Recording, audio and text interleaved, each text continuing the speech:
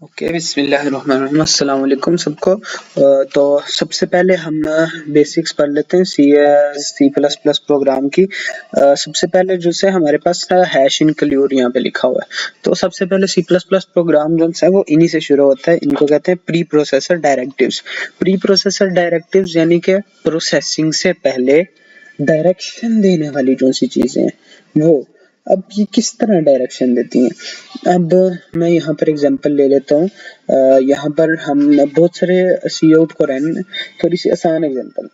हमने साइन का प्रोग्राम लिखा था, चलो अभी नहीं लिखा, लिख लेंगे, ठीक है। साइन का प्रोग्राम तो तकरीबन इतना लंबा प्रोग्राम है और वो अच्छा भला कॉम्प्लेक्स भी है अगर समझना चाहें तो है तो कॉम्प्लेक्स प्रोग्राम।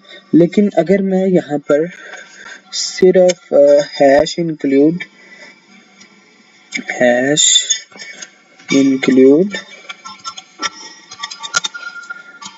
IO या फिर सी मैथ या मैथ.h, ये दोनों मैथ की लाइब्रेरी है। तकरीबन इनमें सेम फंक्शंस हैं। ज्यादातर हम मैथ.h यूज करते हैं सी प्लस प्लस में। सी के लिए एक स्टैंडर्ड बन गया हुआ है। आमतौर पर दोनों का जैसा कंपाइलर है वो भी आमतौर पर सेम ही होता है, सी प्लस प्लस का और सी का। और प्रिंट एफ वगैरह, मजे की बात, जो प्रिंट एफ वगैरह वो हम इसमें यूज कर सकते हैं। और आमतौर पर टेक्स्ट आउटपुट इनपुट के लिए प्रिंट एफ और स्कैन एफ जो सी में यूज करते हैं सारे, वो ज्यादा एफिशिएंट होते हैं एज कम्पेयर टू सीन और सी आउट। ये जो सा यूजिंग नेम स्पेस एसटीडी लगाते हैं ना, और अगर ये ना लिखें तो सी आउट से पहले हम एसटीडी लिखते हैं। तो वो इसीलिए लिखते हैं कि क्योंकि हम टेक्स्ट आउटपुट इनपुट कर रहे होते हैं।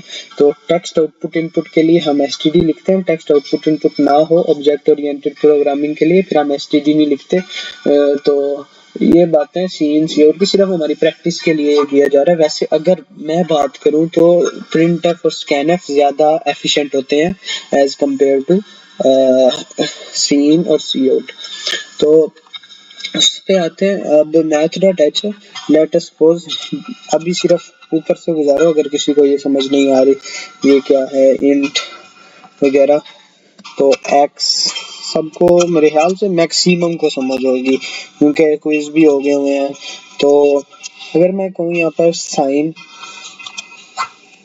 ठीक है, साइन यहाँ पर मैं लिख देता हूँ 90 तो नहीं क्योंकि ये रेडियन में लेता है, तो मैं 3.141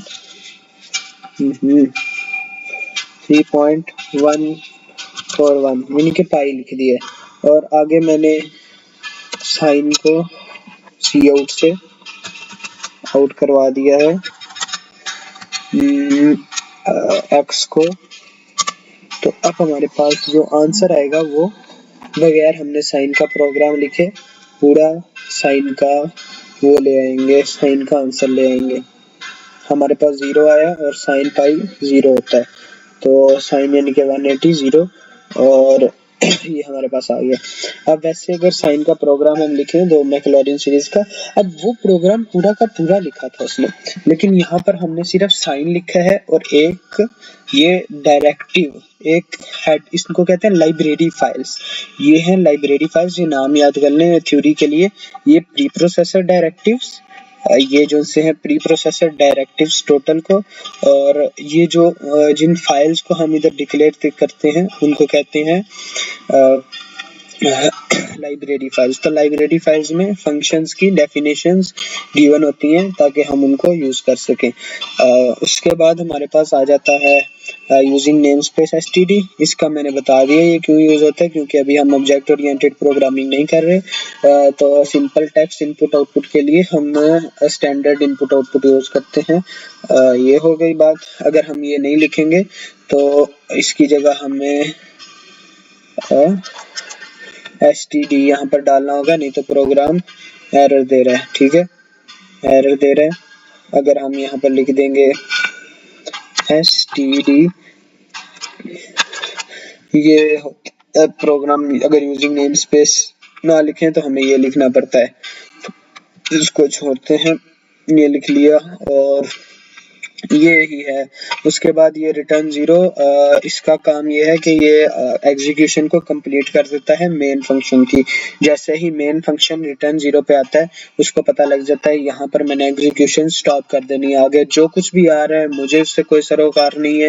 ये जब मुझे नजर आ गया तो इसके बाद आगे से मैंने कुछ नहीं करना है। ये किस्म का आप कंपाइलर को बता रहे होते हैं कि कहाँ पे रहना है और कहाँ पे रुकना है। इसके एक और चीज देखें, अगर मैं आईओ स्ट्रीम जिसके अंदर सी आउट लिखा हुआ है, सी आउट की डेफिनेशन लिखी हुई है, अगर मैं उसको यहाँ से हटा दूं तो फिर क्या होगा? देखिए फिर एरर आ रहा है। तो इसलिए ये इनके अंदर इनकी डेफिनेशन सेव होती है। तो ये पहला लेक्चर यही है। आगे फिर सी आउट सी इन के थोड़े से फंक्शंस देख लेंगे।